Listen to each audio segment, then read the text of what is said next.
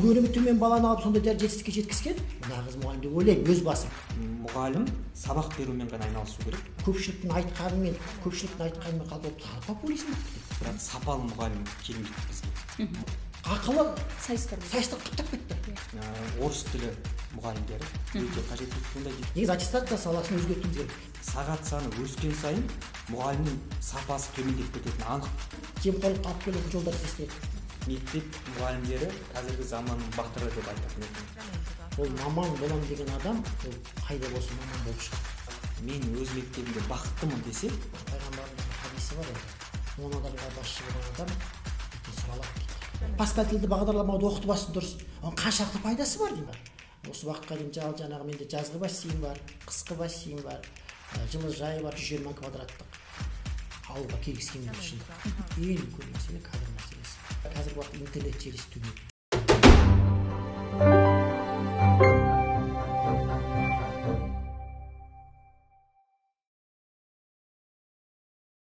Армысыздар, құрметті көрермен, қайырлы таң, қайырлы кеш, қайырлы күн. Қай уақытта қарап отырғандарыңызға байланысты. Бүгін бізде подкасттайымда 4-ші шығарылым. Бүгін бізде ерекше қонақтар. Жаңарқа ауданы, Ұлытау облысы, Ақтау ауылының жалпы білім беретін мектептің директоры Аронов Мақсат мырза және Астана қаласы Ғафу Қайырбеков атындағы нөмірі 2-ші мектеп гимназияның директоры Сырым Ботақанұлы. Қош келдіңіздер. Қалай жеттіңіздер? Жақсы, тамаша. Тамаша. Енді мынада бір сөз бар ғой, білім саласы ол төзімі мықты, өзгеден бұрын өзінен де өзгені жоғары қоятын адамдардың таңдайтын саласы ол білім саласы деп атап өткен екен. Яғни шынымен де ұстаздық жол ол оңай жол емес, жауапкершілігі жоғары жол. Енді неге дәл ұстаздықты, неге дәл білім жолын таңдадыңыздар? Біздің тұрақты сұрақтардың бірі. Енді ол былайша айтатын болсақ, енді мен білім жолын таңдауыма бірнеше жағдай әсер етті. Алыстағы ауылда жүрдік қой. Алыстағы ауылда мектепте оқыдық. Ұстаздарымыздың ұлағатын көрдік. Мен алдымда 2 жол тұрды. Біріншісі суретшілік және осы білім саласы. Сосын емтихан тапсыруға барған уақытта мен жоғары балды, ол алғаш тест шығыватқанда білім саласынан алдым да, осы білім саласына кеттік. Енді кейіннен білім саласына келгеннен кейін уақыт өте келе мен алдымда мынандай мақсат тұрды. Тек қана күнделікті сөйлегендеп жүре бермей, біз соны дамыту үшін шамамыз келгенше жұмыс жасау керек. Сол үшін шамамыз келгенше жұмыс жасап жатырмыз. Жақсы. Енді тамаша сұрақ, өте ауқымды сұрақ. Жалпы менің білім саласына келуіме бірнеше негізгі әсер еткен факторлар бар. Бұл бірінші негізгі фактор, бұл менің анам. Неге? Себебі менің анам тарих пәнінің мұғалімі, 42 жыл еңбек өтілін жасап, зейнетке шығып, қазір Аллаға шүкір жаңағы еңбегін жемісін көріп, ортамызда күліп ойнап отырған жайты бар. Бірақ осы білім саласын таңдауға, оның ішінде мұғалімдікті таңдауға мен анам өте қатты ықпал етті. Өйткені біз кішкентай кезімізден бастап үйде жаңағы көретініміз күнделікті анамыздың сабаққа дайындығы. Көретініміз әкеміздің жаңағы әкеміз де біздің елге қызмет істеген азамат. Біз жалпы Шығыс Қазақстан облысы, қазіргі Абай облысы, Ұржар ауданының төңірегінде туылғанбыз. Сол жақтың қазағы болып келеміз. Әке шешеміз үйде отбасындағы бізге көрсеткен өнегесі, көрсеткен тәрбиесі біздің жалпы болашақта мамандық таңдауымызға қатты әсер етті. Отбасымызда менен басқа тағы 2 үлкен сестрам бар, апайым. Ол кісілерде мамандығы біреуі бухгалтерлік таңдаса, енді бірі мұғалімдік жолда. Бір сөзбен айтқанда біз мұғалімдік отбасылық деп айтсақ болады. Әулеттермен. Содан анамның жаңағы сабаққа дайындығын көремін. Өзім сол мектепте оқығаннан кейін анам маған сабақ берді. Мынау қазақта жақсы сөз бар ғой, 7 ғасыр тарихын білмеген ел жетім дейді, 7 атасын білмеген ер жетім дейді. Сондықтан маған анамның сабақ беру кезіндегі мынау тарихты зерттеу, әсіресе мынау өткен замандарда не болды деп әр бала мысалға 25 жасқа бір атаны берсек, біз 7 атаны зерттеу арқылы 270 жылдық тарихты қазбалап шығамыз. Міне осындай бір мектеп кезден бір өткенді қалай жеттік, не болды екен деген көкейдегі сұрақтар мен осы тарихшы болуыма итермеледі. Сөйтіп анамның жаңағы бастауымен сол кісінің тәрбиесінің арқасында біз мұғалімдік жолды таңдап, мен мектеп бітіргеннен кейін мынау Әл-Фараби атындағы Қазақ ұлттық университеті, Алматы қаласы. Қарашаңырақ, иә. Біз сол жерде оқып, тәлім ардық. Ол жерден барғаннан кейін одан ары қарай білімімізді тереңдеттік. Әсіресе мынау менде тарихқа түскен кезде екі выбор болды. Біріншісі бұл ғылыми тарих, екіншісі бұл педагогикалық тарих болды. Ғылыми тарих деп айтатын себеп неге? Өйткені мен мынау ашаршылық кезең көп зерттедім студент кезімде. Әсіресе мынау білесіздер, 1931-33 жылдардағы ашаршылық бұл жалпы зерттелімде жүрді. 1920, 21, 22 жылдардағы ашаршылық көп зерттеуге түспеген, тың идеялар еді. Бірақ осының екі жағын қарастырып, енді ортақ шешімге келіп, ақыр соңында біз анамыздың жолын таңдап, педагогикалық бағытқа кетіп, қазіргі таңда сол ұстаздық жолда жүріп жатырмыз. Әрине ұстаз болу бұл әрбір адамның қолынан келмейді. Ең негізгі ұстаздықтың басты қасиеті бұл менің ойымша баланы жақсы көру, баланы сүю, балаға жаңағы қолдау көрсету, дұрыс бағытқа бағыттау. Өйткені жаман бала жоқ қой, барлық бала бірдей. Оны тек қана дұрыс бағыттап, дұрыс қолпаштап, жақсы психологиялық орта дайындасақ, ол баланың алды болашақ зор деген сөз. Сондықтан мен ұстаздық жолыма келуімнің ең басты негізгі фактор ретінде мен отбасымдағы тәлім-тәрбие, оның ішіндегі анамның маған көрсеткен рөлін айтатын едім. Тамаша. Бір қосып өтейін, енді екі тарихшының басын дұрыс қосқан сияқтысыздар. Енді мен де негізі мұғалімдер әулеттерімін. Бұл кісінің сөзіне біразына қосыламын. Біз үшін баланың бәрі бірдей ғой. Әрине. Сондықтан осы бағытта әрине жұмыс жасауымызға бізге міндетті деп ойлаймын. Яғни сіздердің отбасыларыңыз мұғалімдік жақтың бір жақсы тұсын көрсете білген ғой, мұғалімдік жолда әрі қарай жалғастыруларыңызға. Тамаша. Енді қазіргі кезде әлеуметтік желілерде көп талқыға түсіп жатқан дүние, өздеріңіз де байқаған шығарсыздар. Соңғы шыққан жаңалықтарға байланысты бұрын білесіздер, педагогика мамандығында жаңа бір категорияны алу үшін біраз жүгіретін, біраз аттестациядан өтетінбіз, портфолио жинайтынбыз, бірақ соңғы жаңалықтарда еліміздің бас ұстазы алдыңғы келесі жылдан бастап енді портфолио жинау мәселесі болмайды, одан да өзіңнің мамандығыңмен барып тест тапсырасың деген дүниені атап өткен болатын, естігенде шығарсыздар, иә. Енді осыған сіздердің көзқарастарыңызды білгім келеді, себебі кейбір ұстаздар оны қолдап жатса, кейбір ұстаздардың, яғни мұғалімдердің тарапынан бұл бір көзбояушылықтың тағы да бір түрткісі болмай ма деген пайда болды сұрақтар. Себебі портфолио жинау барысында сен өзіңнің оқушыңды жұмыс істеткізесің, өзің сертификат алу керексің, ал тест тапсыра салу, ол сол тестті жасаған адам сатпай ма деген сияқты бір күмәнді дүниелер туып жатыр, күмәнді сұрақтар, яғни екіге бөлініп жатыр. Қалай ойлайсыздар? Бұрынғы жүйені қалдырған дұрыс па, әлде жаңа жүйе? Сіздердің көзқарастарыңыз. Енді бұрынғы жүйеге байланысты, кемшіліктерге байланысты көптеген енді наразылықтар туындап жатыр. Шын мәнінде педагогика саласындағы мынау қолданып жатқан сұрақты өзіміз тапсырып жүрміз ғой. Әрине. Шын мәнінде ол өмірде қажет жоқ сұрақтарды кіргізіп жатыр. Ол керегі жоқ деп ойлаймыз. Мысалы педагогика. Енді пән бойынша сұрақтар керек.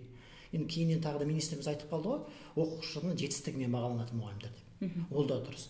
Бірақ енді қарап отыратын болсақ, мен бір байқағаным, әрине қазіргі уақытта жаңа оқушылардың бәрі бірдей. Бауырымыз дұрыс айтты. Бірақ бізде мысалы жақсы оқушыны алып алып, мектептегі ең дарынды оқушыны алып алып, соны дайындап, ғылыми жобаға апарып, олимпиадаға апарып, соны жетістікке жетіп, түрлі жаңағыдай сайыстарға қатыстырып, кейбір мұғалімдер соны айналысып, сол мектептің атын шығарып, ауданның, облыстың атын шығарып жүреді. Ал шын мәнінде бізде бір нәрсе қалып жатыр. Енді жалпы оқушы бірдей деп қарағанмен, кейбір үлгерімі төмен деген оқушыларды алға жетелейтін ұстаздар жоқтың қасы. Жоқ, қалып қояды. Мысалы, оқушы артқа қалып қояды. Мысалы, мен әлі күнге дейін өз басым естіген жоқпын. Енді өзімізде кезінде тарихшы мұғалімбіз ғой. Шынында сондай системамен жұмыс жасадық. Яғни бір жақсы баланы алып аламыз, түрлі республика деңгейіне шығаруға соны ұмтыламыз. Келеміз де жетістікке жетеміз. Ал мектептегі басқа оқушыны оны жетелеп шығарып жатқан мұғалім жоқ. Мен өзім ойлаймын, пікірім, министрлік мынаны да қолға алса алдағы уақытта. Жаңағыдай үлгерімі төмен оқушыны олимпиадалық жарыстарға баралаттай деңгейге жеткізіп алатын ұстаздардың жеке бір категориясын таңдап алып көрсетсе, оны ғылыми жобаға апаратындай бала көрсетсе. Әрине жақсы, дарынды баланы алып алып, оны дайындау кез келген мұғалімге қиын емес ол, егерде дұрыстап еңбектенсе. Ал үлгерімі төмен баланы алып сондай жетістікке жеткізген, нағыз мұғалім деп ойлаймын, өз басым, жеке пікірім, біреулермен оны келіспеуі де мүмкін. Ал енді категорияға байланысты, әрине онда әлі кез келген мысалы шешім қабылдағанда белгілі бір зерттеулерді негізінде қаралу керек деп ойлаймын. Егер де мысалы көпшіліктің айтқанымен қалды, ол популизм болып кетеді, соны қолдап жатса. Әрине. Ондай популизм орны керегі жоқ бізге қазіргі уақытта. Яғни нақты қажет па? Қажет. Тест керек па? Тест керек. Оны министрлік өзі ведомство бар, зерттеулер арқылы қосу керек. Әрине, жаңағыда айтып жатыр, тесттер. Меніңше мен өз басым соны қолдаймын. Пән ғана тест қалу керек. Өйткені өзім де сол тест тапсырып жүрмін. Оның педагогикасының қандай қиындықтарын көріп жүрмін. Тіпті сол педагогикадағы сұрақтар мүмкін емес, керек жоқ сұрақтар бар. Ал пән ретінде қалу керек. Ал енді жаңа портфолиоға байланысты да сұрақтар туындайды. Портфолиода қазіргі уақытта түрлі мынау ақылы сайыстар қаптап кетті. Оны оқушы үшін де пайдасы жоқ, ұстаз үшін де пайдасы жоқ. Әйтеуір ақшаны төлейсің, саған сертификатын береді, орнын береді. Оның не қажеті бар? Кім үшін қажет? Сонда кімді алдап отырмыз? Кім үшін оның жетістікте мақтанып отырмыз?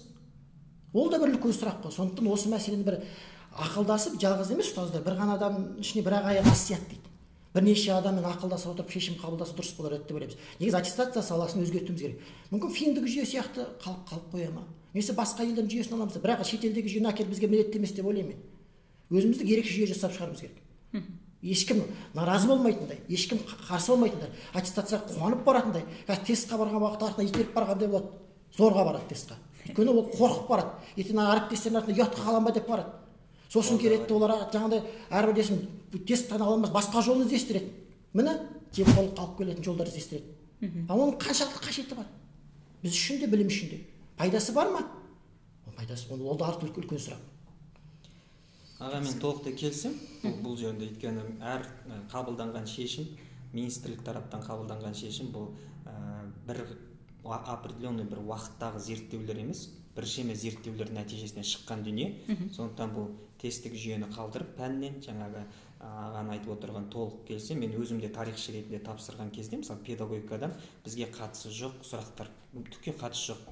Менталитетімізге болсын, біздің жалпы қазіргі білім беру стандарттарында мүлдем керек емес сұрақтарда болды, оның жасыратын түгі жоқ. Сондықтан бұл мен бір нәрсені қолдаймын. Пәннен сұрақты қиындата берсін. Мысалы, мен тарихшым ба, тарихтың сұрағын қиындатсын. Өйткені біз алдымыздағы балаға жауаптымыз. Келген балаға біз дұрыс білім беруіміз керекпіз. Егер мұғалім теориялық тұрғыдан өзі білмейтін болса, онда ол балаға ештеңені үйрете алмайды. Ең бастысы мынау әдіс тәсіл деп айтамыз ғой, сабақ беруде әдіс тәсіл өте көп. Кейбір мысалы 172 әдіс тәсіл бар. Бір ғалымдардың 300-ге жуық әдіс тәсілдер бар дейді жаңағы. Әдіс тәсілдерді адам үйренеді, бірақ теорияны білмей әдіс тәсілді қолданса, одан нәтижелі білім шықпайды. Сондықтан бұл жерде теорияны, мұғалімнің теориялық білімін анықтайтын тестті қиындатқаны дұрыс, ол мен қолдаймын. Сондықтан бұл жердегі мен министрліктің позициясымен толық келсем, ал жаңағы портфолио мәселесінде жаңағы сертификаттар қазір көп бар. Не бір жаңағы қажет емес ақылы олимпиадалар бар, оның бәріне қатысады, жарай ма, жарамай ма, ол да аған жаңағы айтып отқан бәрі дұрыс. Жаңағы әртүрлі жемқорлық нәрселерге әкеліп келулері бар. Сондықтан мұғалім сабақ берумен ғана айналысу керек. Алдындағы балаға жауапты болу керек. Ең бастысы, отырған 25 баласы отыр ма, соған жауаптану керек. Ал оның портфолиосы, ол қағаз жинап, жаңағыдай әр нәрсе сертификаттар жинақтап жүретін болатын болса, ол қай уақытта баланы дамытады, қай уақытта ол біліммен айналысады. Сондықтан мына білім оқу ағарту министрлігінің айтып отқан ұсынысы керемет. Оларды жинақтап қарап отыратын бөлек бір база болады деді. Сол база мысалға жинақталса, біз мектеп әкімшілігі сол базаға енгізіп отырсақ, мұғалім тіпті оны байқамайды да. Мысалға реті келді ма, экспертқа, исследовательға, мастерға, ол мұғалім сабағын беріп жүре береді, құжаты дайын болған кезде автоматты түрде өтетіндей бір жаңағы структураны бір өзгерту керек. Сондықтан бұл жердегі біздің министрліктің позициясын толықтай қолдаймыз. Қағаз жинап жүгірмейтін болады. Қағаз жинап жүгірмейтін болады. Әр нәрсеге алдындағы балаға ғана жауапты болады мұғалім деген. Жақсы. Дұрыс дүние деп ойлаймыз. Енді біріңіз ауылдың мұғалімдеріне басшылық жасап отырсаңыздар, біріңіз қаланың мұғалімдеріне басшылық жасап отырсыздар. Бізде бірінші шығарылымда мынадай мәселе талқыланған болатын, ол қазіргі кадр мәселесі. Енді өзіңізге сұрақ қойғым келеді, ауылдағы кадр мәселесі немесе мұғалім тапшылық мәселесі қалай шешіліп жатыр? Немесе сіздің басқарып отырған мектебіңізде осы мәселе кездесіп жатыр ма? Кездесіп отыр. Өте қиын кездесіп отыр. Мысалы, кездесіп отқанда бізде қазіргі уақытта кадр мәселесіне, мысалы мен өзімде информатика мұғалім жоқ. Оны мысалы алыстағы ауылға әкелу өте қиын. Оғанда түрлі жағдай үй тауып береміз, басқа жағдай жасаймыз деп. Енді сондық бұрын мысалы біліктілігі арттыру курсын өткізіп, арнайы қайта біліктілігін арттыру өткізіп алған мұғалім сабақ беріп отыр. Енді өкінішке орай 113 бұйрық бойынша қайта біліктілігін арттыруға байланысты енді тек қана университеттерде ғана мүмкіндік беріліп қойды. Енді бұл жерде мынандай үлкен сұрақ туындайды. Бір жылдары 113 бұйрық 2021 жылы 113 бұйрық бекіткенше түрлі орталықтарға аптап кетті ақылы түрде. Бірақ онда тағы үлкен сұрақ туындайды. Сол ақылы орталықтан мысалы қайта біліктілігін арттырып келген мұғалімдер 432 немесе 700 сағаттық курстар алып келеді. Сол бойынша біз сол уақытта заң бойынша біз оны басқа пән бермеуге қақымыз да құқымыз болған жоқ. Енді оның артында үлкен сұрақ бар. Сол курсты алып келген адам шын мәнінде оны бере ала ма, бере алмай ма? Үлкен сұрақ бар. Мысалы мен жаңағыдай біліктілігін арттыру курсынан өтіп келген 2 адамды таңдап отырып, біреуін мысалы информатика бере алады деген мүмкіндігімше сол адамға бердім. Ал енді жалғызбын басқа мектеп, ауыл мектептерінде ондай мәселе көп. Маман жетіспейді, келмейді маман. Мысалы кейбір аз сағатқа мысалы музыкаға 2 сағат, 3 сағат болуы мүмкін бір мектепте. Ал үлкен мектептер болса болады. Қалмаған келмеуі мүмкін. Өте қиын дүние. Көрдіңіз ба? Негізі мен ойлаймын, оқу ағарту министрлігі осы жағына қатты көңіл бөлсе деп. Жаңағыдай әсіресе шағын жинақты мектептерде, басқа жерлерде осындай біліктілігін, қайта біліктілігін арттыруға жеңілдік беретіндей бұйрық 113 бұйрыққа өзгеріс енгізсе деп мен өз пікірім бар. Енді қазіргі уақытта одан бөлек бізде қазір үлкен проблема әкімшілік ресурс дейді ғой, әкімшілік кадрлары, завучтар дейді ғой.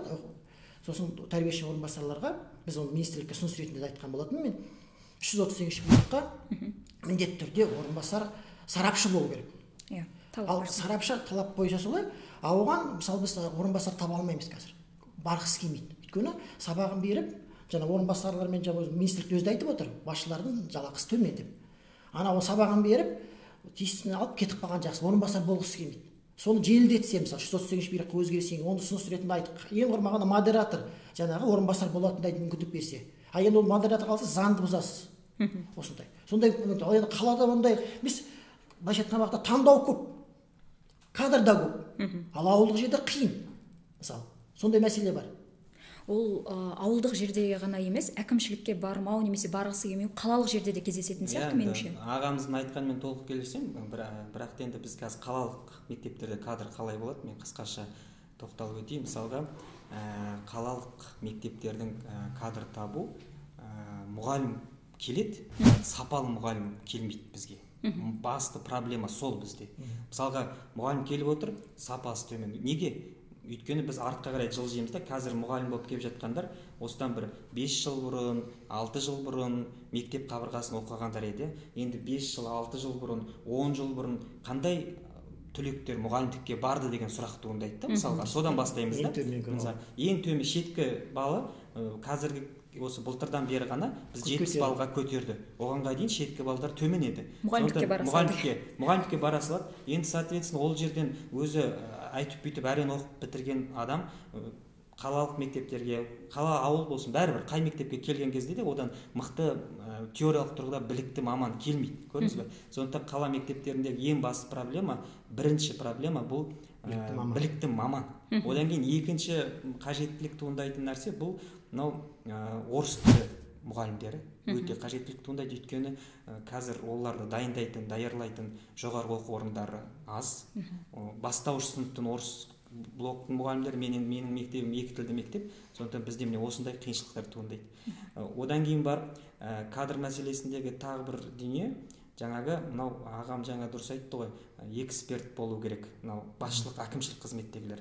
Ол дұрыс, стандартқа сай, бұйрыққа сәйкес біз эксперттен төмен адамды ала алмаймыз. Өйткені неге? Өйткені мысалға завуч анау үйрететін алдында отырған мұғалімнің сабағын талдай білу керек. Мысалы ол сарапшы болса, ол ана сабаққа қатысқан кезде оқу орынбасары оны біледі, қалай не істеп жатыр, әдіс тәсіл, методика, Блум таксономия ма, немен қолданып жатыр, білді ма, түсінді ма деген сияқты. Бұл позициядан дұрыс. Бірақ соған бармайды, кадр жетпейді, ол адам болғысы келмейді. Өйткені сарапшы болған адамның айлығы да соответственно жақсырақ болады ғой. Бірақ қала мектептерінде қазір бір жақсы дүние бар, бұл мектептер ПХВ-ға өтті. Бұл ПХВ-ға өтті, шаруашылық жөнінде басқару, мысалға біздің мектеп тоже сол өткен мектептердің қатарындамыз. Біз 22 жылдан бері сол ПХВ-дамыз. Бұның преимуществолары бар. Қандай преимущество дегенде, именно осы завучтарды тағайындаған кезде біз мынау 77-ші бұйрықтың негізінде емес, біз мысалға мектепке 4 зам керек болады, біз 4 зам қалдырамыз. И сол 4 завучқа, соответственно, біз оклад тағайындаймыз. Мысалға 300 мың, ПХВ негізінде 300-350 мың деген сияқты. И одан бөлек 8 сағатын қосқан кезде, қазір былайша айтқанда замдарға адам тарту бұрынғыдан қарағанда жеңілдеді. Мен керемет болып кетті деп айтқан жоқпын, бірақ бұрынғыдан қарағанда жеңілдеді. Бұрын мүлдем қиын еді КГУ кезде, айлықтары ставка аз, 8 сағаттан артық сағат алуға болмайды. Бұрын 9 сағат еді, қазір 8 сағат. Одан да 25-24 сағат алып, 1,5 ставкамен жүріп, мұғалім болып жүрсе, ол намного легче еді. Енді әрине біз сағат саны өскен сайын мұғалімнің сапасы төмендеп кететіні анық. Қағидат, мысалға апталық жүктемесі 30 сағат беретін мұғалімнің сабағы мен апталық жүктемесі мысалы 16 сағат бір ставка немесе 20 сағат беретін мұғалімнің сапалық несі екі түрлі болуы мүмкін. Өйткені адам бір сабаққа дайындаудың өзі қаншама ізденісті талап етеді. Қазіргі балаларды білесіздер. Зерттеу жүргізу.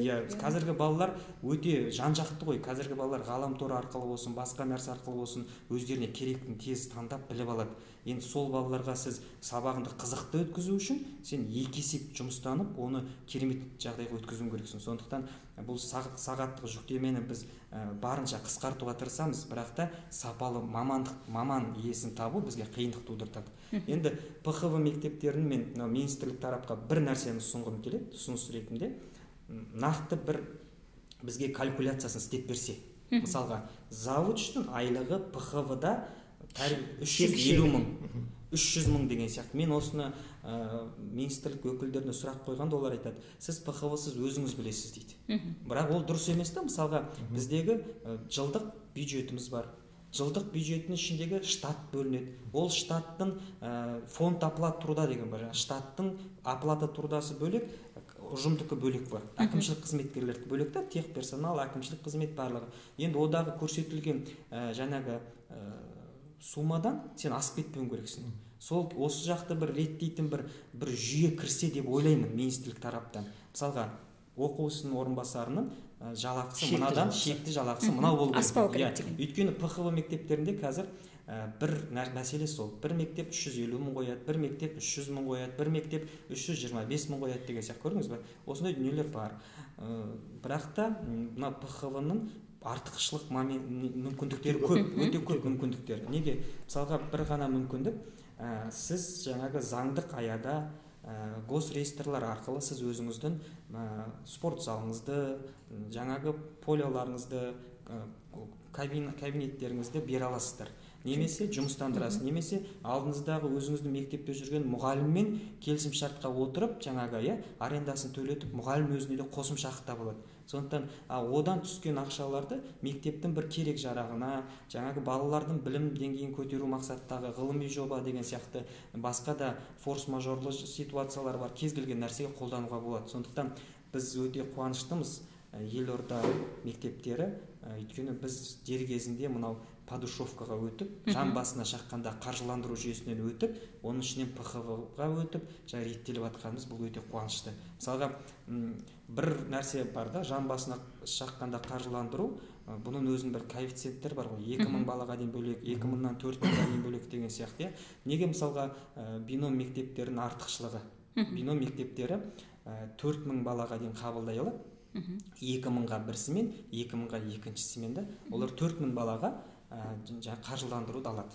Ал қаланың басқа мемлекеттік мектептердің мынау сыйымдылық деңгейі, мысалға 1200 баланы, 4000 бала жетпейді. 1200 баланы алады, 1200 бала сыйымдылық деңгейі, екісімен де сен 2400 баласын, бірақ фактически сенде 4000 бала отыр да, көрдіңіз ба? Сондықтан бұл бірақ та екі жақта да бала саны бірдей, бірақ екеуінде де қаржыландыру жүйесінде кішкене өзгешеліктер болады, көрдіңіз ба? Сонда мынау сыйымдылыққа қарап бөлінеді барлық дүние. Соны міне осы жақтарында болашақта министрлік тарап нормативтерді нормативтер өзгертіп берсе, бұл тамаша дүние болады. Өйткені мысалы 4000 бала қалай условияда отыр, 2000 бала қандай условияда отыр, бұл өте үлкен сұрақтар ғой енді.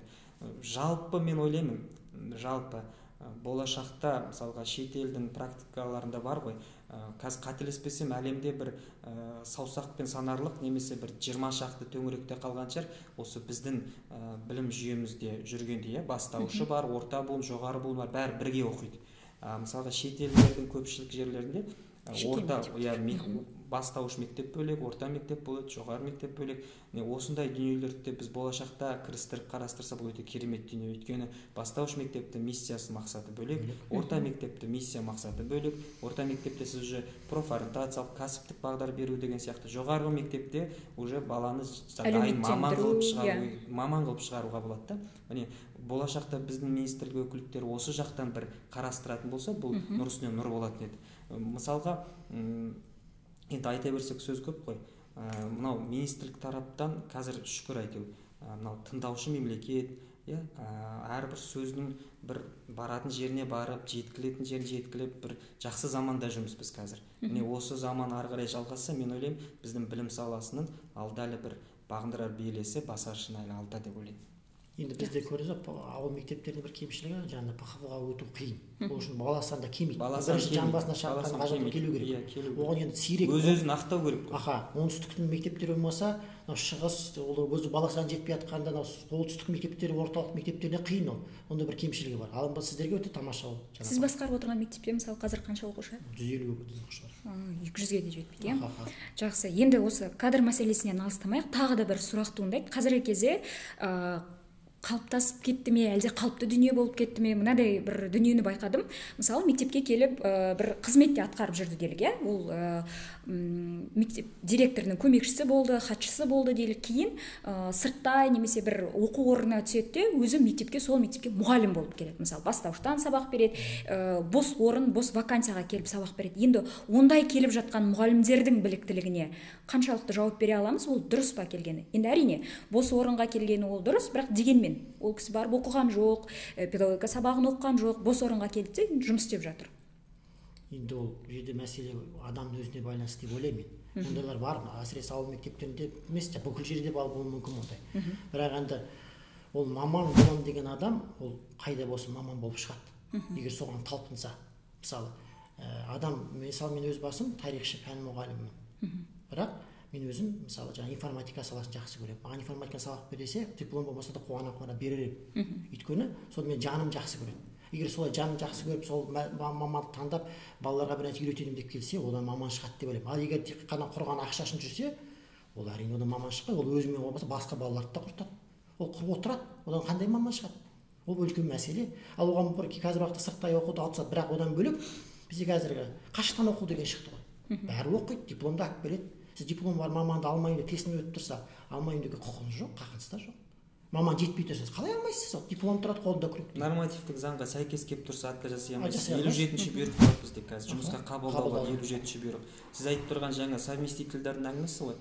Қос атқарушылар дейді. Оларда да қазір шектеу бар ғой. Мысалға, мен біздің мектеп, ағамның мектебіне жіберетін болса, қазір сондай шықты. Біз жаңағы осы мектепке барады деп рұқсат қағазын алып барады. Ол мектеп, соответственно, заңға сәйкес, оны 8 сағаттан артық беруге болмайды. Оның барлығы қазір нормативтік құжатта бекітілген. Енді 57-ші бұйрықпен келіп тұрған адам, сәйкес болып тұрған адамды сіз алмасаңыз, онда мына адам неге алмай отырсыз деп тағы сұрақ туындайды ғой. Директордың өзіне сұрақ туындайды. Мысалға, конкурс өтті, 3 адам келді, 3 адам 57-ші бұйрық бойынша құжаттарын өткізді, көрсетілген балдарын жинады, там 40 бал, 35 бал, өтіп тұрған адамды сіз өткізбеуге қақыңыз жоқ қой. Құқығыңыз жоқ қой. Сондықтан сіз міндетті түрде қабылдайсыз. Ал сағатыңыз артылып жаңағы мынау әсіресе қала мектептерінде ғой қос атқарушы деген. Мысалға біреуге 30 сағат беріп, оның сабақтың өтілуі жаңағы сабақтың мынау несі бар ғой, маңыздылығы дейді, дұрыстығы 30 сағат бағана айтқандай да. Оны сен қысқартып, біреуге 22 сағатын беріп, ар жағындағы 8 сағатты қос атқарушы қылып алады. Қалған мектептер сөйтеді. Неге? Өйткені 30 сағат біз 1,5 ставкадан асырмауға тырысамыз. Ондағы біздің мақсат біреу-ақ қана. Сапалы білім болсын. Балаға сапалы білім барсын.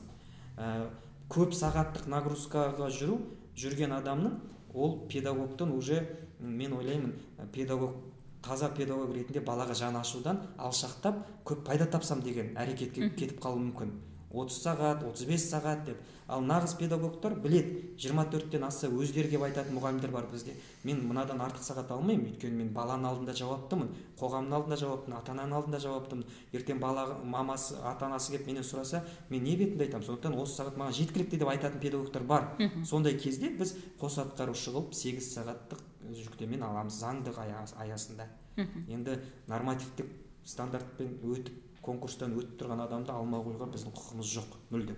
Тамаша. Енді осы подкаст таймға дайындық барысында сіздің басқарып отырған ауылдың мектебін қарап шықтым. Басқа ауылдардан ерекшелігі, сіздер өздеріңіз мектепке балалармен бірге жылыжай салған екенсіздер, иә? Қызанақ та өсіп жатыр, қияр да өсіп жатыр. Қалай осыны жасадыңыздар? Кейсіңізбен бөліссеңіз. Енді бұл жерде мәселе былай ғой. Мен енді өмірдің тағдырының несіме, ағам қайтыс болды да, ауыл мектебіне, университетке қалайын деп отқан жерден ауыл мектебіне келдім. Анамның қолына келдім, мұғалім болып қабылдандық, мұғалім болып жүрдік. Сол уақыт өте келе менше біздің ауылымызда шағын ескі мектеп болатын, жаңа мектеп қабылданды, жаңа мектепке келген уақытта завуч болдық, одан кейін барып директор болдық. Сол уақытта енді айтады ғой, пайғамбарымыздың хадисі бар енді, 10 адамға басшы болған адам ертең сұралады дейді. Не үшін? Істеген адамына ісіне жауап береді. Сосын біз енді шағын мектеп болса да, не істейміз бала үшін, не істеуге болады? Мен бала күнгі арманым қандай? Мен бала күнгі арманым бүкіл балалар үшін жағдай жасалған бір өзімнің ойымда қиялымдағы мектепті жүзеге асырсам. Жаңа мектепте 100 мектеп бағдарламасы салып берді. Енді сол мектепті алға жүзеге асыру, жақсы бала үшін жұмыс ету үшін біз алғаш мектеп телеарнасын аштық. Мектеп телестудиясы, ауылдық мектеп 2012 мектеп телестудиясын аштық. Ол түрлі бағдарламалар дайындайды. Балалар жаңағындай киностудия, түрлі видео монтаж, фотомонтаж жасайды, құттықтаулар береді, студия түсірімдер жасайды. Соған айналса баланың құзыреттілігін дамыту үшін. Одан кейін уақыт өте келе балық өсіру үшін мектептің ішіне үлкен бір 4 тонналық үлкен былайша айтқанда пруд дейді ғой, сондай жасадық. Балық өсірдік. Балық түрлі жаңағындай тәжірибелер жасадық. Жергілікті балықпен қатар өсірдік, одан бері декоративті балықтар әкеп өсірдік. Одан кейін ойластырып, мен көп жағдайда бұл істеген істердің барлығын бюджеттен 1 теңге істедім. Демеушілер іздеумен. Жаңағы осы уақытқа дейін жаңағы менде жазғы бассейн бар, қысқы бассейн бар, жылыжай бар, 120 квадраттық. Соның бәрін демеушілермен жүзеге асырдық біз.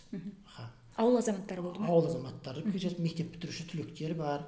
Сонымен демеушілер тартып, оларға мысалы беріліп жатқан жаңағы ақшаларды дұрыс мақсатта жұмсалып жатқанын көрсеткен уақытта біздің өзіміз мектеп түлектері, ауыл азаматтары, фермерлері бар. Солар көп көмектесті. Сондай мысалы қазір уақытта жаңағы бізден жылыжай бар, қысқа жеке бассейн бар, жазда тұратын жеке бассейніміз бар, жазда тұратын бассейн бар. Енді ол жерде басты мақсат бала үшін жасау керек. Бүкіл мектепте тіпті қабырғаға бір стенд іліп қойса да ол бала үшін қызмет ету керек деп ойлаймын. Тек қана бала үшін қызмет ету керек. Ол тек қана ғана тұрмау керек. Солай жасау керек деп. Соған мүмкіндігімізше жасап жатырмыз деп ойлаймыз. Енді тәжірибелер жасайды. Тіпті жаңа біздің жылыжай, мынау Arduino жүйесімен ақылды жылыжай ретінде жасадық біз. Arduino микроконтроллер дейді жаңағыдай. Арнайы жылуды қосады, жаңағы светодиодный лампаны қосады, желдетеді. Оның жаңағыда робот техниканың бойынша жасап шығардық. Қазір бар ғой мүмкіндіктер, солай жасап шығардық. Өйткені жылыжайда тәжірибе жұмыстар жасайды. Содан бөлек жылыжайда алғаш уақытта 2016 жылы салдық біз. Алғаш уақытта жылыжайға біз түрлі өсімдіктер өсірдік. Қазір уақытта біз қияр мен қызанақ өсіреміз. Сонымен қатар тәжірибе жұмыстар жасайды. Жаңағы түрлі балалар. Ғылыми жобаларға дайындалады. Солар мүмкіндік жасап бергенбіз балаларға. Биология сабағы өте қызықты өтетін сияқты сіздердің мектептеріңізде. Жақсы, енді бітіріп шыққан түлектер қазір сол журналистика саласын немесе биология саласын таңдағандар бар ма? Бар. Қазір осы Астана қаласында жұмыс істеп жатқандар бар, түлектеріміз бар, жақсы түлектеріміз бар. Енді мен осы түлектер сұрадыңыз ғой. Енді мен тарихшы болғаннан кейін мен бір көзқарасымды өзгерткен бір шәкіртім бар. Қазір уақытта Абай телеарнасы істейді ғой деймін. Рахмежанова Айзада Бүркітқызы деген журналист. Мен алғаш 2001 жылы мұғалім болып келгенде, енді бәріміз тарихшы бауырымыз біледі, мен тарих саласында келіспейтін жерлер көп. Мысалы, алғаш адам пайда болуына байланысты енді түсінікті ғой, Дарвин эволюциялық теориясы бойынша балаларға үйретіп аттық. Осы енді мен сабақ беріп жатырмыз. Мен 5-ші класстың оқушысы ғой. Дарвин эволюциялық теориясы бойынша адам маймылдан бірте-бірте адамға айналған. Енді маймыл мен адам екеуі ұқсас. Енді түсінік шаруа ғой енді бәрі. Осылай біздің оқулықта бар, стандартта бар. Соны үйретіп жатқан уақытта бала тұрып маған 5 оқитын 10 жастағы бала, Айзада деген қызымыз. Мұғалім, тоқтаңызшы, не болып қалды? Сіз дейді, мен сізге бір сұрақ қояйын деді. Сіз қараңызшы дейді. Сіз айтып жатсыз жаңағы. Маймыл мен адам ұқсас. Бір-біріне келеді. Сол себепті маймылдан біз бірте-бірте эволюциялық жолмен дамып адамға айналдық. Дұрыс, сонымен келісеміз. Бірақ сіз қараңызшы дейді. Анау есек пен жылқыны қараңызшы дейді. Сіз сенесіз бе жылқының атасы есек дегенге деді. Енді қараңызшы, шын мәнінде ойланатын сұрақ. Жылқының атасы есек десе, сіз сенесіз бе деді. Содан бастап мен өзім ойлаймын, содан бастап балаларға альтернативный дейді ғой, мәлімет берген уақытта қосымша мәліметтер беруге тырыстым сабақ бергенде. Өйткені қазір қосымша мәліметтер, адамның пайда болу мәселесінде қосымша мәлімет бер баланы. Қазір уақытта мен өз мұғалімдік жолымды бастаған уақытта осы жаңа оқушымнан 5 жасар өзім айтамын. Менің оқушым сол бағытта жұмыс жасауға серпін берді деуге болады. Енді басқа да біз шәкірттеріміз өте көп, оны айта берсек. Мен жаңағы шәкіртім есіме қалып қойып та, содан айтып отырмын. Батылдығы, орнынан тұрып сұрақ қойғандың өзі. Қазір енді соны болар бала дейді ғой енді. Қазір мысалы журналистика саласында жүр, қазір абай телеарнасында болып жүр бала. Тамаша. Жас директорлардың бірісіз. Сіз мектебіңіздегі қандай өзгерістермен бөлісер едіңіз? Енді жалпы менің енді былай директорлық стажым өте жоғары көп емес. Мысалға дәл бүгінгі кезде біз енді ғана 4-ші жылға аяқ басып жатырмын. Бірақ мектепке енді тағайындалғаннан кейін мынау мектептің даму жоспары деген дүниелер бар, свот анализ деген бар. Біз бірінші мектепті бірден келіп анализ алдық, свот анализ алдық, сауалнамалар жүргіздік. Жалпы мектепке не керек, не қажет, балаға не қажет, оқушыға, ата-анаға не қажет, мұғалімге не қажет екенін анықтаумен бастадық жұмысты. Сөйтіп жұмыс анықтау барысында біз білгеніміз барлығына қолайлы атмосфера керек. Бір, екіншіден сапалы білім керек ата-анаға, баласы үшін, балаға, жаңағы мұғалімге қолайлы жағдай болу керек жұмыс жүргізу үшін. Міне осы уақыттан бастап біз қарастырдық. Бірінші, қағазбастылықты азайту мақсатында біз барлық жаңағы мұғалімдердің қағаз жұмыстарын түгелін электрондға ауыстырдық 100%-ға. Қазір біздің мектепте 100% электронды түрде болады. Кез келген, мысалға мен мектеп басшысы ретінде маған бір ата-ана келіп, сіз келіп, менің балам Сырым деген балам сіздің көрсеткіш төмен болып тұр. Не себептен дегенде мен мысалға Айдос деген ағайды іздемеуім керекпін. Мен сондай мақсат қойдым. Айдос мынандай бір ата-анаң келіп тұр, бала келіп тұр, бұның соры қалай еді, сотшы қалай еді, сен неше бала алды, формативка қалыптастырушы бағасы қанша деген сұрақтар болмау керек та. Осы жүйені біз систематизация қылып қостық. Бірінші, мысалға сіз келесіз, менде өзімнің достық бар, класты ашам, баланы ашам, пәнді ашам, и сол жерден ол баланың бүкіл соры, сотшы дайын тұрады. Өзім неден распечатка жасаймын, принтердан, и шығарамын, ата-анаға көрсетемін. Міне, бірінші сорда мынанша бала алыпты, екінші сорда мынанша бала алыпты, қалыптастырушы бағалар мынандай екен, қатемен жүріп жұмыс жүрген екен дейді. Бұл да былайша айтқанда мұғалімді бостан босқа біз мазаламайтын жүйе енгіздік. Бұл жүйе өте керемет. Қазіргі таңда біз кез келген әкімшіліктің мүшесі, кез келген оқушының қал жағдайын білу үшін бірден жаңағы автоматтандырған системамен кіріп кетеміз. Екінші, біздің бір мектепке қосқан жаңалықтарымыздың бірі бұл, біз Министерство юстициямен бекіттік авторлық жұмыс, авторлық алдық, патент алдық, авторлық. Ол бірінші не? Мектепке біз кафедралар енгіздік. Мысалға, біздің бұрыннан бар ғой, енді бірлестік жетекшілері деген жаңағы 9 бірлестік деген бар. Біз оны қысқартып, қосып 6 кафедра қылып өзгерттік. Бірлестік емес, ол кафедраның бөлек өзінің жаңағы методикасын жасадық, оның жұмыс барысын, бағдарламасын жасадық. Сөйтіп мұғалімдерді топтастырдық. неғұрлым топ азайған сайын біздің көргеніміз өсім көбейеді, бәсеке артады, бәсеке артқан жерде сапалы білім шығады екен. Міне осы бір жүйеге келтірдік. Тағы екінші біздің жаңағы авторлық алғанымыз бұл әлеуметтік қолдау жобасы. Әлеуметтік қолдау жобасы әсіресе мынау пандемия кезде, пандемиядан кейінгі кезеңдерде бізге үлкен бір керемет серпіліс әкелді. Бұл жоба алғашқы жылында бұл жобада біз 37 баламен бастағанбыз. Қазіргі таңда бұл жобада 154 бала қамтылған. Енді қысқаша тоқталып өтейін. Әлеуметтік қолдау жобасы жалпы август айында жасақталынады. Мысалға әр сынып жетекші өзінің сыныбындағы балалардың жаңағы жағдайына қарап бізге жобамызға береді. Ол жерде бір бала тәртіпте нашар болуы мүмкін, өткен жылда немесе сентябрь айында бір ай бақылайды, кіріс бақылауынан кейін октябрь айында бізге тізім жасақталынады. Ол жерде тәртібі бұзық бала немесе жаңағы оқудан ақсап тұр, бірақ тәртібі тамаша, оқудан ақсап тұр. Кейбіреуі бар, оқуы керемет, барлық жақтан 5, бірақ гиперактивный. Сондай әртүрлі бала, бір бала бар, сабақтан көп пропуск жасайды. Осы жобаға біз кіргіземіз. Әлеуметтік қолдау жобасының біздегі жетекшісі бұл соцпедагог. Соцпедагог распределять етеді. Мысалға А баласы тәртібі нашар болатын болса, А баласына жауапты қылып тәрбие орынбасарын бекітеді. Тәрбие орынбасары сол баламен апта сайын жұмыс жасайды, күнде жұмыс жасайды. Одан кейін бір ай сайын біз не жасап отырамыз? Мониторинг көрсетеміз. Ол баланың тәртібі жөнделді ма?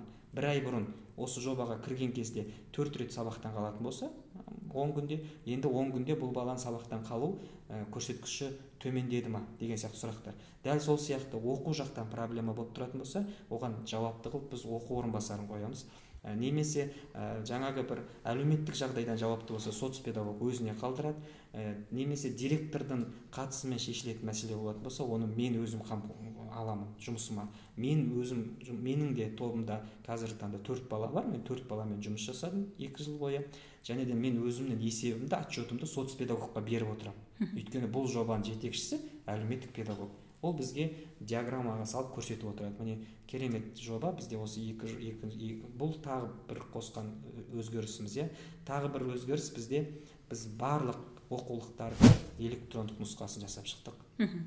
Оны іске қосқанымызға міне бір айдың ғана көлемі болды. Өте тамаша. Қазір бізде мысалға мынау кабинетке кіретін есік бар ғой. Есікке біз QR кодтарды қойып қойғанбыз. Мысалға 9-шы класпын, 9-шы кластың барлық пәнінің кітабының несі бар, жаңағы электрондық нұсқасы бар. Мысалға оқушы оқулығын тастап кетуі мүмкін, тағы бір нәрсе жағдайлар болуы мүмкін. Сонда оқу процесі бүлініп кетпеу үшін әр оқушы жаңағы қосып өзінің алдындағы берілген жаңағы нәрселермен аша алады. Бұл да біздің бір қосып жатқан бір үлесіміз. Бұл оқушының сылтауын кесілді түрде қазір вариант жоқ, оқулығым жоқ деп айтылмайды, өйткені оның баламасы дайын тұр. Әрине бұны жинақтауға бізге біріншіден біз барлық басылымдармен жұмыс жасадық, баспалардың жұмыс жасадық, және де өзіміздің мектеп қай баспамен жұмыс жасаймыз, соны анықтау арқылы кітапханашы бар, біздегі цифровизация бөлімі бар, бірлесіп осы бір QR кодтық электрондық кітапты жасақтап ойластырып шықтық. Енді қазір миыма келіп отқан осы, бірақ та басқа да жұмыстар бар.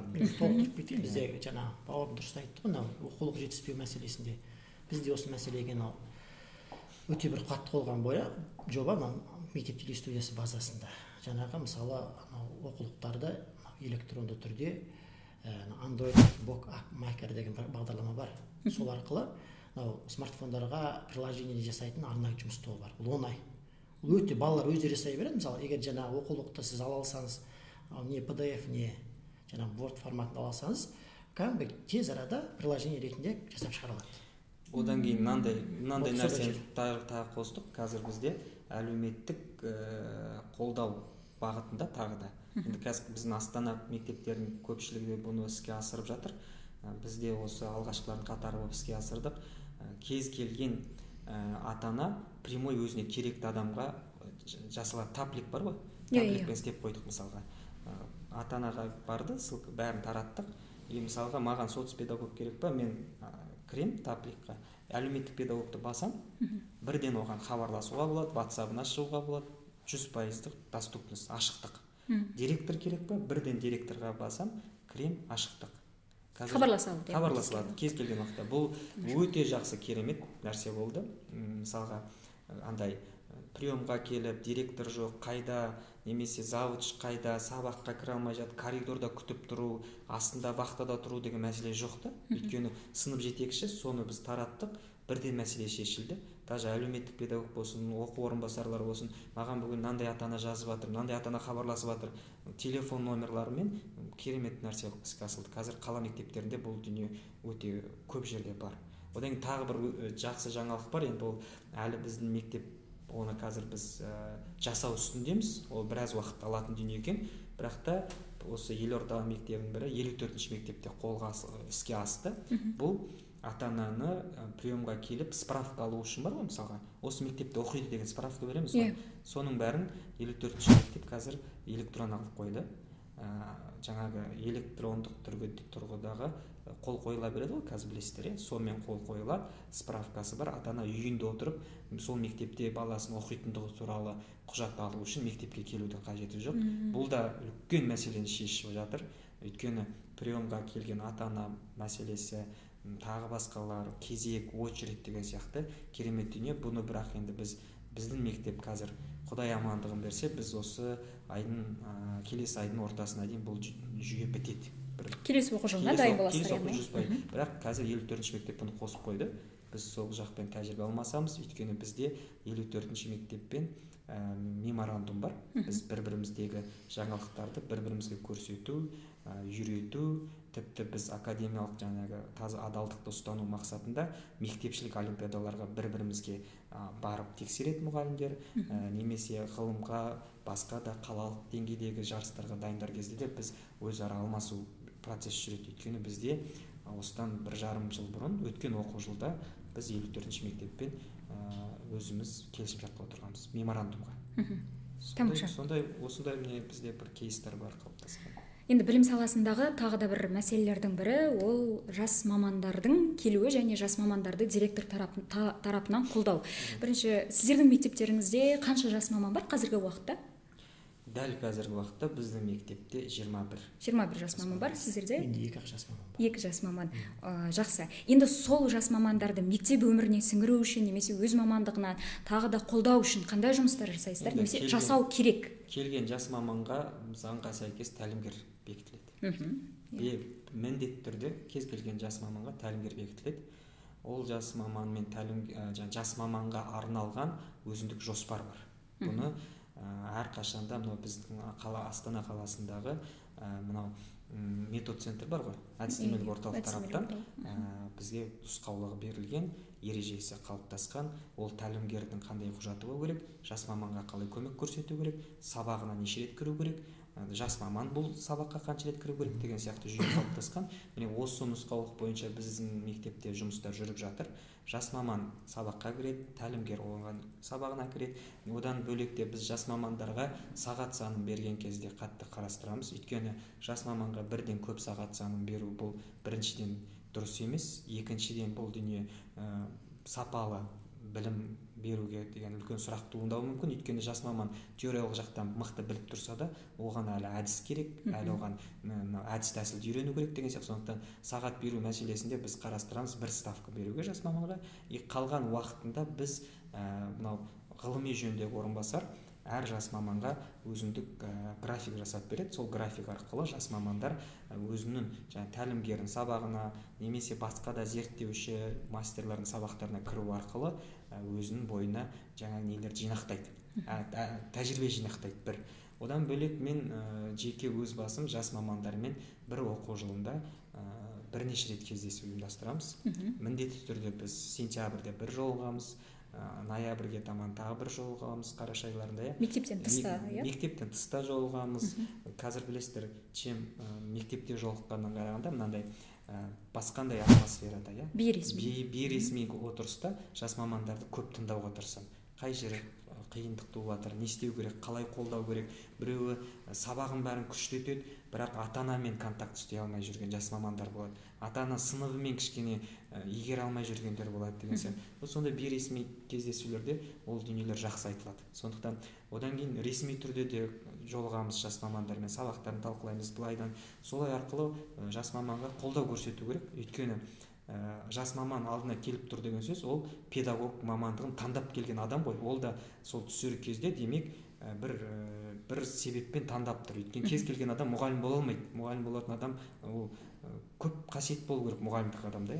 Енді сол келген адамды біздің міндет дұрыс бағытқа бағыттап, жол көрсетіп, жаңағы дұрыс кейстарды реттесек, ол сол жас маманға арналған.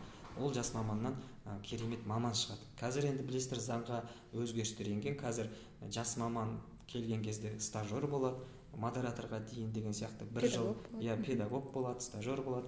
Сөйтіп ақырындап ілесіп қосылып кетеді деген ойдамыз. Жақсы. Ауылдық мектепке көп жас мамандардың барғысы келмейтін, я болмаса дипломмен ауылға барып жататын білеміз. Енді сол жас мамандармен қалай тартасыздар, қалай жұмыс істейсіздер, қалай қалдыруға тырысасыздар? Енді ол жерде мәселе өте қиын ғой, бір жерде ауылдық мектептерге.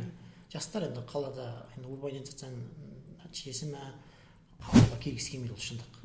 Енді көп сөйлеп, тіпті өзіміздің бітіріп кеткен мамандардың өзі, тіпті өзіміздің мектептің оқушыларының өзі өзіміздің мектепке келерде ойланып келетіндер болады. Енді бұл жерде мәселе көрдіңіз бе, ауылдық мектептерінде, ауылдық жердің өзінің қиындықтары да болуы мүмкін. Біреулер ауылға бірден қашады, біреу ауылда тұрғысы келмейді. Бірақ шамамыз келгенше жастармен сөйлесіп, көп жағдайда жаңағыдай алып қалуға тырысып, шақыртып, әлеуметтік жағынан ынталандыруға тырысамыз. Бірақ көп жағдайда қиындықтар бар. Көп жағдайда жаңа тұрмыс билейді дейді. Мысалы, кей жағдайда сағаттарына асынып келмейді. Мысалы, информатика пәніне мұғалімдермен шақыртам. Енді бір сағаттан болғаннан кейін, аз болғаннан да толық жүктемелі болмағаннан кейін тағы да келгісі келмейді. Сондай бір сұрақтар бар, проблемалар бар. Жас мамандардың қазір қалалық мектептердің бір несінде жас мамандар сайысы деген бар ғой. Февраль айы, сәуір айы мен мынау февраль айларында жас мамандардың сайысы өтеді. Бұл енді өте бір керемет, кәдімгі интригаға толы. Қазір мынау әлеуметтік желі дамыған кезең. Олар да мынау мектептің цифровизация бөлімі, IT бөлімінде керемет подачалар бере алады. Өте керемет өтеді. Ол жерде нені анықтайды? Жас маман сабақ беруі, сабақтан тыс нәрсесі, одан кейін жаңағы спорттық жағы болсын, одан өз-өзін ұстау, таныстыру, 5-6 бағытқа бөлінген. Осы жаппай қала мектептері сәуір айында үздік жас маманды анықтаймыз. Ол да бір жас мамандарға керемет бір мотивация, стимул беріледі. Анықталғаннан кейін біз оларға сыйақысын, тағы басқандай дүниелерін қолдау көрсетіп, қалалық деңгейдегі жас мамандар сайысына жіберіп жатамыз. Сондықтан енді қалалық жақтағы плюстар осы. Негізінен жас мамандарға келетін болсақ. Жақсы. Ауыл мектебіне оралайықшы. Қазіргі таңда шешімін таппай тұрған ең негізгі ауыл мектептеріндегі мәселелер қандай? Шешім таппай тұрған мәселенің бірі жаңағы кадр мәселесі. Ең үлкен мәселе кадр мәселесі. Жаңағы айтып отқан ол кадр мәселесі бізде мысалы көп ауыл мектептермен директорлармен сөйлесеміз, көптеген бәрін ақылдасамыз, көбісі кадр мәселесінен қиындық көреді. Қазіргі уақытта тіпті бір пән мұғалімдері тіпті 30-40 сағатқа беріп жатқан. Мен өз мектебімде жоқ, мектептер бар. Кадр жоқ, жетіспейді. Ең үлкен мәселесі. Басқа жағдайда қазіргі уақытта интернет желісі төмен. Интернет желісі төмен болғаннан кейін қазір көптеген платформалар мүмкіндігін пайдалану қиын. Мысалы, мен өз басым Kakot, QGIS деген платформалар бар, керемет платформалар. Сабақты қолдануға болады. Солардың көбісін ауыл мектептерінде пайдалану қиындық туындайды. Интернет желісінің төмен болғасын. Ал ол интернет желісіне келеді. Енді оның бір артықшылығы да бар, интернет желісінің кемшілігі де бар мысалы. Енді интернет желісінің бар болған жақсы ғой, бірақ оның тағы да балаларға телефонға тәуелділік бар. Бірақ соған қарамастан қазір интернет желісі жоқ болса да, бәрінің қолында кез келген мысалы 5 баласы бар, 5 үйінде смартфон бар. Ол да бір мәселе. Қазір уақытта мынау айтып отырмыз, цифрлық аутизм пайда болды деп. Ол да бір үлкен мәселе. Ол да алдағы біздегі. Енді ауыл мектебіндегі мәселе негізгі осы деп ойлаймыз. Қалғанын басқасы енді министрлік деңгейінде шешіліп жатыр. Қаражат қазір бөлініп жатыр. Тиісті деңгейде мысалы қазір жан басына қаржыландыруға мүмкіндігі бар мектептерге өзінің деңгейінде, ауылдық жерлерде ол тиісті деңгейде қаражат бөлінбей қалды деген жоқ қазір. Бұрын бір жыл бұрын болатын, қаланың басына мектептерге, аудан басына мектептерге қаражат бөлінетін, ауылдар қала береді. Қазір олай емес. Қазір сіз сметаңызды жасадыңыз ба, мүмкіндігіңіз бар ма, бәріне қаражат тең бөлінеді. Бөлінбей қалды деген жоқ. Жақсы. Енді мектептегі өздеріңіздің кадрларыңызды көз алдарыңызға елестетіп отырып, Алтынсарин төс белгісіне лайықты деген 3 ұстазды атаңыздар. Әртүрлі жағынан, ол академиялық жетістік жағы болсын, оқушымен жұмыс істеу жағы болсын, ең негізгі ұсынар едіңіз деген мысал ретінде 3 ұстаз. Екеуіңізден де. Мен өзі мектебімде өзі айтатын болсақ, азды көпті жетістікке жетсем де, ұжымның жақсылығымен жетіп отырмын. Айтып жүрмін, бірнеше рет айтып та жүрмін. Кез келген ұжым жақсы болса, ол ұжымның жетістігі бола береді. Сондықтан осы ұжымдағы әрбір ұстаз мен лайық деп ойлаймын. Бірақ соған қарамастан Алтынсарин төс белгісіне лайық деген ұстаздардың бірі өз мектебімдегі Ахметова Айгүл деген қазақ тілі мен әдебиет пәні мұғалім ұстаз, қазір уақытта мен тәрбиешісіндегі орынбасарым. Одан бөлек Жамауова Айман деген, ол да қазақ тілі мен әдебиет пәні мұғалімі. Одан бөлек үлкен ұстаздарымыз бар. Соның ішіндегі ұстаздарымызды Дашкелбекова Гүлмира деген ұстазым бар, орыс тілі пәні мұғалімі. Арунова Аманкүл деген ұстазымыз бар. Неге дәл бұл ұстаздар? Енді бұл жерде мәселе тек қана мен айтады ғой, балапаннан күзде сана дейді. Ол енді жеміс оқушымен жетіп жатқан жетістіктеріне байланысты. Соларды айтады. Одан бөлек мен өз ұстазым, қазір мектепте істемесе де, мен осы еңбек жолына тәрбиелеген Отарбаев Ахметжан деген азамат бар, қазір зейнетке шығып кетті. Сол нағыз лайық деп ойлаймын өз басым. Мысалы, маған енді Қазақстан еңбек сіңірген атағы берген уақытта мен өзім негізі өзімнің ұстаздарымнан басшы болып келген адаммын. Ол әрине маған алғашқы уақытта қиын болды, өзіме сабақ берген. Сол ұстаздарымнан мен әлі күнге дейін ұяламын. Солардан бұрын алып қойғаныма ол атақты. Өйткені мен олар тұрғанда лайық емеспін деп ойлаймын. Өйткені осы ұстаздар менен гөрі солар лайық сияқты көрінеді. Сізде шәкіртті тәрбиеледі ғой қайта ол кісілер. Жақсы. Сіз өз мектебіңізден ұсынар едіңіз кімді? Мен бұл үлкен бір ауқымды сұрақ екен, шыны керек ойландыратын сұрақ. Мен үшін барлық біздің мектептің қызметкерлері, жалпы балаға қызмет етіп жатқаннан кейін бәріміз лайықты деп ойлаймын. Шыны керек, мына кісі деп бөліп жармаймын. Біздің мектептің әрқайсысы лайықты. Неге? Өйткені қала мектептерінің ішіндегі пандемия кезде біздің әр ұстазымыз шыны керек батыр атағына дейін берсе де артық етпейтін еді. Күн-түні жұмыс жасады. Бәленбай сағат компьютердің алдында өздерінің күш-жігерін жұмсап, жаңағы денсаулықтарын беріп, 30 сағат болсын, ол уақытта білесіздер, деление, екіге бөліну, компьютердің алдында отыру, кейін жартылай онлайн, жартылай офлайн, аралас түрде өттік. Ол кездегі мұғалімдердің еңбегі енді мен сөзбен айтып жеткізе алмаймын. Сондықтан мектеп мұғалімдері қазіргі заманның батыры деп айтатын едім мен. Соңғы осы кезеңдердегі нағыз батыр бұл мектеп мұғалімдері. Сондықтан мен бөліп жармаймын, бірақ өзімді оқытқан ұстаздарым есіме түсіп отыр. Жаңа ағам айтқаннан кейін мектептегі алғашқы бізді мектепке бауырып бастауыш сыныптағы мұғалім бар еді, Анашева Дариға деген өте керемет ұстаз. Өзімнің 11-ші кластан бітіртіп шығартқан Камура ұстазымыз бар. Одан бөлек өзімнің анам бар, қанша жыл маған сабақ берген. Бұл жаңағы анандай бар ғой, мұғалімнің баласы дегенде бір не бар ғой, білесіз бе? Мен қазір өз балаларыма соны алып тастап шектеуді доғарып жатырмын. Бірақ бізде анандай болып қалды да, синдром дейді ғой. Синдром жаңағы мұғалім баласы дұрыс жүру керек, сабақ дұрыс айту керек, ол барлық пәннен дұрыс оқу керек деген сияқты өзімде сонда шектеу болып қалған. Енді психологиялық тұрғыда бұл ауыр екен, бұдан арылу да қиын екен. Енді жыл өткен сайын қазір басқа менталитетпен қараймыз, басқа дүниемен ойлаймыз, жаңаша ойлаймыз деген сияқты. Қазір өз балаларыма ондай нәрсені қолданып жатқан жоқпын. Барынша еркін, өз еріктерімен деген сияқты. Сондықтан ал тікелей сұраққа келсем, ұжымымдағы мен әр ұстазды батыр деп есептеймін. Мен де қолдаймын, осыны тағы қосып айтып кетейін. Жаңа пандемияға байланысты айтып кетті ғой. Біздің мектебіміздің бір істеген үлкен ерлігі деуге болады. Пандемия кезінде әр ұстаз лайық деп айтып жатырмыз ғой. Біздің ауылымызда пандемия кезінде 21-ші жылы үлкен бір істеген жұмысымыз бар, бізді Қазақстанға танытқан. Біз ауылымызда ол уақытта тіпті қарапайым смартфон, интернет желісі болған жоқ. Онда біз ауылға интернетсіз Wi-Fi желісін тарттық. Ауылға. ешқандай интернет жоқ, ауылға интернетсіз. Бұл енді бұл ноу-хау деп айта алмаймыз, біз патент алған жоқпыз, жаңалық ашқан жоқпыз. Бұл тек қана сол уақыттағы корпоративті локальды желі, анау интернеттің алды Харченко антеннасы деген болады, би квадраттан антеннаны біз мектептің үстіне шығарып, сол антеннаны жаңағындай ауылға желі тарттық, Wi-Fi желісін, бүкіл 1,5 километр диаметрға. Сол уақытта біздің ұстаздарымыз мен қарапайым қызметкерлер керемет еңбек істеді. Әр мектептің үйге мысалы жаңағы компьютер таратты, жаңағындай Wi-Fi адаптерларын таратты, Wi-Fi шнурларын таратты. Сол жерде керемет жұмыс. Айналдырған 10 күннің ішінде біз ауылда тұтас корпоративтік желі жасап шықтық. Ал сол уақытта біз министрлік деңгейіне танытты бізді. Карантин уақытындағы мұғалімдер мен дәрігерлердің еңбегі ол ерекше ғой, әрине. Енді қорытынды сұрақтардың бірі болсын, сіздерге мүмкіндік берсе, білім саласына қандай өзгеріс алып келер едіңіздер? Енді бірінші бауырымды тыңдайық.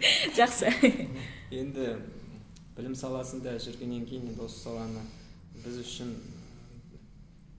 ең бастысы кез келген білім беру ұйымы бір нәрсені ұмытпау керек та. Оның негізгі міндеті балаға сапалы білім беру. Мынау кейде біз бір нәтижеге жету, дедлайн, жаңашылдық бірдеңкелер, қағазбастылық, өзі мектептің даму жоспары деп көрсетіп жатырмыз да, қағаз жүзінде. Негізгі міндетімізді ұмытып кетіп жатқан кездер болады кейде адамда. Негізгі сенің міндетің алдында отырған 20 балаға сапалы білім беру сенің міндетің. Мысалға маған шетел практикасы ұнайды, өте қатты ұнайды. Тексеру келген кезде қателеспесем, мен қателесуім мүмкін, бірақ айтып көрейін, қателеспесем фин мектептерінде деймін, егер мектепке проверка келіп, сол мектептің баласынан сұрақ қояды. Сен қалай мектебің деп сұрайды. Сол кезде егер бала мен өз мектебімде бақыттымын десе, онда кез келген тексеріс тоқтайды екен. Неге? Себебі олардың түсінігінде мектеп балаға қызмет ететін жер. Мектеп баланың бақыт мекені. Сонда әр бала мен өз мектебімде бақыттымын десе, онда сенің істеп атқан жұмысың дұрыс та. Мысалға біздің мектептің, әкімшіліктің, мұғалімнің, завуч, директордың, сынып жетекшінің істеп атқан жұмысы дұрыс, егер бала бақыттымын десе. Оның ішіне бәрі кіреді: комфорттық жағдайы, психологиялық ахуал, сабақ беру үрдісі, ғылыми жұмысын, тәрбиелік мәні бар жұмыстар бәрі соның ішіне кіріп тұр да. Сондықтан мен ойлаймын, болашақта қандай да нормативті құжат қабылданса да, қандай да бір өзгерістер болса да, қандай да бір заңдық нормативтер өзгеріп жатса да, осы баланың бақытты болуына әкелетін өзгерістер болса, мен үшін сол жеткілікті. Егер өзім сондай бір өзгерте алатындай қызметке барып жатсам, осы ұстанымды бірінші ұстайтын едім. Қалай баланы бақытты қылуға болады, қандай условия жасау керек, мұғалімге қандай жағдай жасау керек деген сияқты осы төңіректе жұмыстанатын шығармын деген ойдамын. Сондықтан мынау қазіргі таңда біз мектепте мына нәрсені қолға алдық, тағы бір дүние, бұл кәсіптік бағдар беру бар ғой, мысалы. Кәсіптік бағдар беруді қысқаша айтып өтейін. Бізде 7-ші сыныптан бастап біз анықтаймыз, баланың бағытын анықтаймыз. Өйткені қазір білесіздер, мысалға ОБТ деген нәрсе бар, тест деген мамандық таңдау бар. Мамандық таңдауда көп адам қателесіп қалып жатады. Неге? Өйткені менімен келісетін шығар көпшілігі, 60% үйіндегі бір адамның айтуымен мамандыққа барады. Үйіндегі мамасы, папасы айтады, юрист, экономист, соған барасың. 60%. Баламен ешкім санасып атқан жоқ. 20-25% сол жерде сен танымайсың ол адамды. Құжат қабылдап отқан адам саған айтып қалуы мүмкін: мына жерде грант көп, мүмкін ойланшы, мына жаққа бар десең, бала тұрады да, шынымен дейді, сол мүлдем оны өмірінде көрмеген адамда ол вообще қатысы жоқ. Ар жағында бір қалған 10% ғана бала кәдімгі саналы түрде мамандық таңдайды. Біз міне осыны керісінше істеуге тырысып жатырмыз мектепте. Қазіргі таңда бізде наоборот керісінше 90% бала саналы пайызға жетуге тырысып жатыр. Ол қалай жетіп жатыр? Біз кәсіптік бағдар беруді 7-ші сыныптан бастаймыз. Бірінші баланың бағыты қайда, сол жаққа направление аламыз. Одан кейін бағыт бойынша балаларды бөлеміз, сыныптарды бөле алмасақ та топпен бөліп жұмыс жасаймыз. Мектепте қазір былтырғы оқу жылынан бастап профориентаторлық маманы бар, штат қосылған. Сол штат өзінің планы бойынша жұмыстанады. Одан кейін ата-аналарға түсіндіру процесі бар ғой, ата-аналарды аудару қиын. Тіпті бала журналистикаға жақын болып тұрса, ата-ана айтуы мүмкін, мен балам экономист болады деген сияқты. Ол ата-анамен көндіретін моменттер. Бұның барлығы 1-2 жылды уақыт алады. Сонымен бала 9-шы сыныпқа барған кезде біз нарықты зерттейміз. Еңбек нарығын. Балаға ашық айтамыз. Сен қазіргі востребованный мамандық қажет емес. Мысалға, биыл 23-ші жылы нанотехнология, физиктар мамандық востребованный болып тұрса, 5 жылдан кейін бізде бір жерде завод салынуы мүмкін. Заводтар салынуы, профориентатор ізденеді бізде, көрдіңіз бе? Одан кейін сол жерде қандай мамандықтар қажет болады. Соған байланысты біз шағын таблица жасаймыз. Мысалға, болашақта қажет болатын мамандықтар, востребованный, қажетті өте жоғары деңгейде мамандықтарды көрсетеміз, сол бағытқа балаларды жұмыстандырамыз. Осы нәрсе біздің мектепте қазір жақсы қолға алынған, нәтижесі жаман емес. Қазіргі біздің балаларымыздың 90% біліп отыр, қайда баратын, не болатын, кім болатын деген сияқты. Осы дүниені біз егерде министрлік тарапта енді мүмкін бар шығар, мен білмеймін. Енді бұл жерде қазір мен жоқ деп айтып, кері ағар болып қалмай, мүмкін бар шығар сондай аналитика беретін орталық. Бірақ бар болса да еститін құлақпен, көретін көзге доступна қылып қойса, мысалға, болашақта 5 жылда мына мамандықтар востребованный болады. Неге? Себебі қазір біздің Қазақстанда мына индустрия бағыты дамуда, мына жерде кәсіпорын салынады, мына жерде завод салынады деп, уже біз тоже мектепке бұл керемет көмек етті. Мамандықтар атласы. Вот сол, білмеймін енді бар жоғын. Бірақ біздің мектепте былтырдан бері профориентатор осы бағытта күшті жұмыстандырды. Қазір прям 8-ші класс, 9, 10-ші класстар керемет жұмыс. Тіпті 11-ші жаста біз ата-анамен жұмыс жасау бізге өте жеңіл болды. Неге? Өйткені ата-ана біліп тұр баласы қайда баратын, бала біліп тұр қайда баратын, оған қандай пән керек екенін біліп тұр. Тек графигін составить етіп бердік та, дайындалу сәтіне ғана мүмкіндік беріп отырмыз. Бұрынғыдай сен анда бар, мында бар, ана грантынанша, мындай грант бар деген сөз жоқ қазір.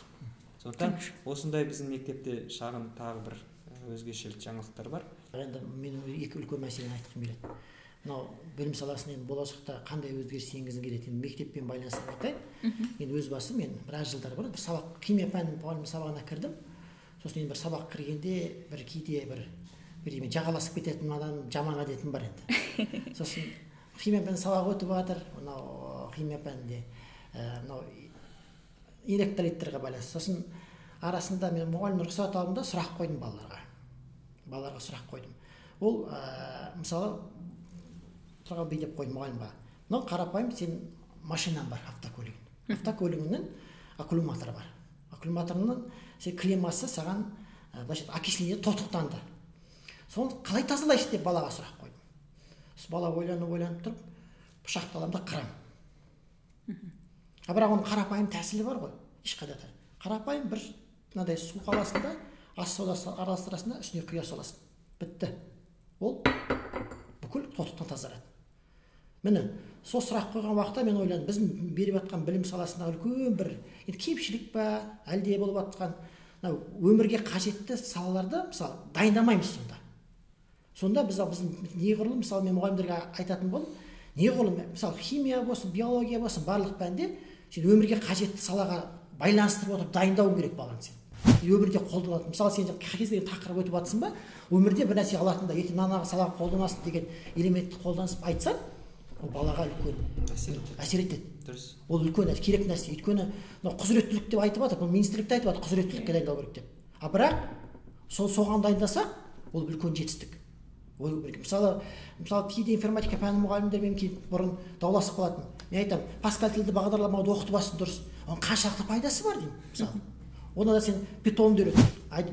Немесе жаңағы басқа бағдарламалы андроидты студияны үйрет. Өмірге қажет. Немесе сен бар Corel Draft үйрет. Ол өмірге қажет. Сол өмірге қажет бағдарламаларды үйрет сен. Анау миын ашта бермей. Әрине мен стандарт бойынша бекітіп берген бағдарламадан кетіп қалма, бірақ ананы көрсетіп үйрет. Ол бірінші мәселе. Яғни мен бірінші айтар едім, біз әр мұғалім, әр пән мұғалімі балаларды өмірге қажеттілікке дайындаса, ол үлкен нұр. Үлкен нұр үстіне нұр болады. Екінші мәселе айтар едім, біз көп жағдайда жалпы балаларда, және басында да айтып кеттім мен, жақсы оқитын, дарынды, ерекше білім балалармен кетеді да, соларды былайша айтқан уақытта жұлдыз жасап, соны алға ұмтылады. Көп мұғалімдер соған ұмтылады. Ал қалған балалар қалып жатады. Ол балалардың жазығы не? Оларды да дайындауымыз керек. Үлкен мәселе, керек нәрсе. Білім саласында. Сондықтан мен өзім ойлаймын, білім саласында ол әрине ұсыныстар көп. Одан бөлек мен айтып жүрген жаңағындай қазақстандық жалпы платформалар болса, Кахот, Кюзис сияқты қазақстандық платформа, олар Кахот пен Кюзистер шетелдік платформалар. А соларды мысалы қазіргі уақытта жаңағы БЖБ, ТЖБ-ға немесе формативті бағалауға кең түрде пайдалануға болады. Өзіміз қазақстандық платформа болса, ол өте бір ыңғайлы. Жаңа сіз айтпақшы электронды түрде интеграция жасаса, немесе жаңа күнделік кезетпен ба интеграция, ол тамаша дүние. Қағазбастылықтан мүлдем арылады дүние. Ол керек нәрсе. Міне сондай идеяларды жүзеге асып жатса, ол тамаша нұр үстіне нұр болады. Енді тағы да тарихшы болғаннан айтып кеттік, ең басты біз тәрбие қалып қояды. Тәрбие. Мысалы өзім тарихшы болғаннан айтып кетейін. Антрополог америкалық Маргарет Тич деген адам бар.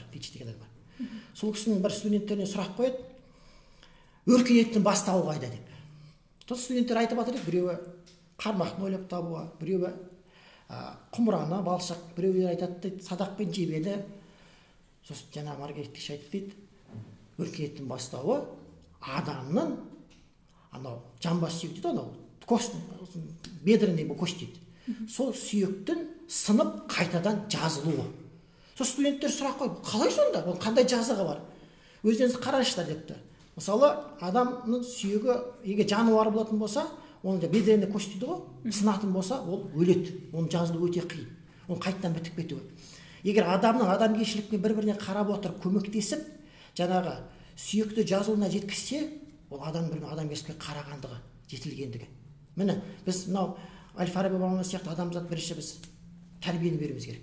Сонда ғана біз білім саласында үлкен жетістікке жетеміз деп ойлаймыз. Мысалы, қазіргі уақытта білім саласында түрлі нәрселер әлеуметтік желіде шығып жатыр. Мысалы, буллингке қатты ұшырату, ұрып соғу, оны әлеуметтік желіге жариялау, бәрі тәрбиені кемшін түсіп жатқан жақтар деп ойлаймын. Сондықтан тәрбиені біз алғашқы жолға қоюымыз керек. Ол мейлі жақсы оқиын ма, жаман оқиын ма, үлгерімі төмен бе, дарын ба, бүйтіп бөліп беру жоқ. Барлық бала бірдей біз үшін. Барлық бала үшін, әр қазақ жалғызым деп айтпақшы, барлық бала үшін біз жұмыс жасауымыз керек деп ойлаймын.